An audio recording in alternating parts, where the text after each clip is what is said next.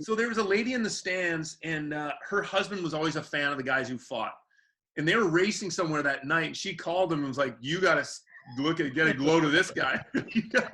So my dad has a garage in Nanaimo. Yeah. Yeah, exactly.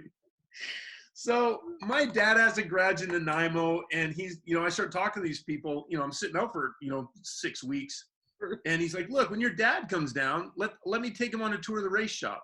So, my parents come down, and we're touring around the race shop, and the guy showed me around. Is like, "Hey, this is Shaun. He plays for the Greensboro Generals." And this was back when mechanics were still pitting the race cars, right? Like, you'd work on the car all day, and then you'd go change the tires on it. So we go out to pit practice, and pit practice is going terrible. And the crew chief is losing his mind. And the guy introduces me, and he's like, "Enough, get the hockey player in here."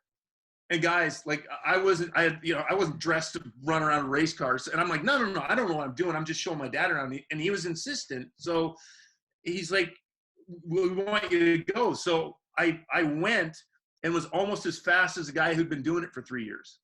And just because I had a little bit of athletic ability. And he's like, "You should do this." And I thought he was just joking around. So that year I went out and played in Albuquerque. And sure enough, at the end of the year, we're like, no, we're serious. Do you want to do this?